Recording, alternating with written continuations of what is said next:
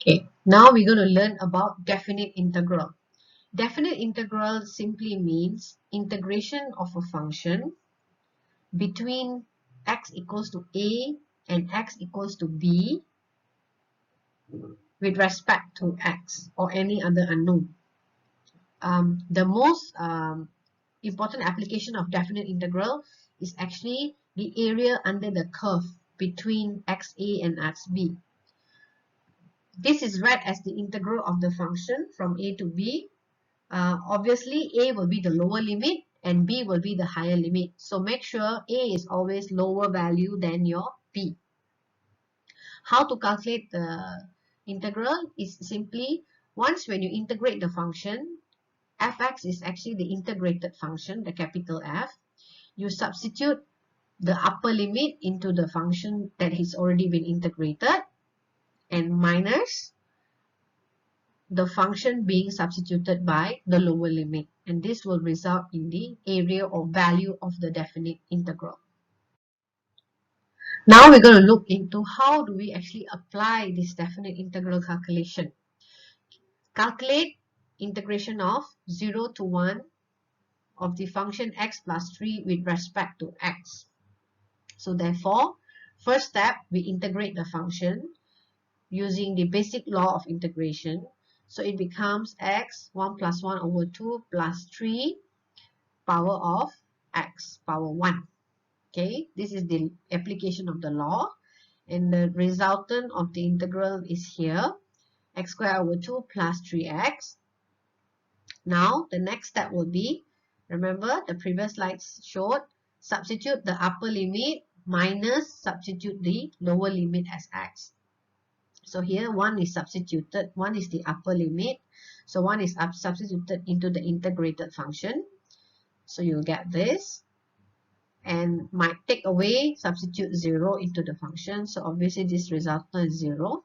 So your answer will reduce to 3.5 unit square. If it's area, we call it unit square. If the question just require you to calculate, then you just leave it as 3.5, value of 3.5. Now we're going to look into how do we apply this definite integral to actually calculate area under a curve. This area under a curve involves both the y and the x-axis. For example, if you have a curve which is bounded by the x-axis, so how do you actually find the area between the value of a and b, which is under this curve fx? The area under this curve equals to integration of lower limit is a, upper limit is b, the function of the curve, which is fx, with respect to x. And if you have the area which is below the x-axis, the calculation remains the same. It's just that it is actually, you can actually add a negative because the limits are still between a and b. You can add a negative, or you can actually do the same calculation but add a modulus for your a, because area under the x-axis is always calculate, the value will be always negative. So in this case, you must understand that area is a scalar quantity and the value can never be negative. That's why when you add a negative and you get a negative resultant, it will actually become positive. Next, area between the curve and the y-axis. So when you have the area which bounded by the curve and the y-axis, the calculation slightly changes. It's written as area of the curve bounded by the y-axis equals to integration of always lower to upper limit for the function, but the comparison between the first one and the second one is, the first one is bounded by x-axis, therefore the function is in terms of x. The second one is bounded by the y-axis, and the limits also lie on the y-axis, so therefore it is in terms of y and bounded by the y-axis. So therefore the limit value of a and b is also values on the y-axis. For example, calculate the area under fx which equals to x between x5 and 7. So it's clear the function is x, the Lower limit is 5, the upper limit is 7. So therefore area integrate between 5 and 7. The function is x dx. The calculation will require you to integrate x first. So you will get x squared over 2. The limits are written as shown, 5 and 7. So when you substitute 7, 49 over 2, substitute 5, 25 over 2, and the resultant will be 12 units square. So the area for unit, unless given, if it's not given, you can write it as unit square. Sometimes if it's given, it can be centimeter square, meter square, and so on.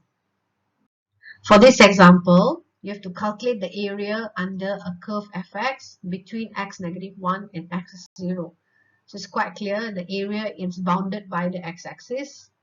Lower limit will be negative 1 and upper limit is 0, and the function is as given. So you integrate the function given between negative 1 and 0. So first step, you integrate the function.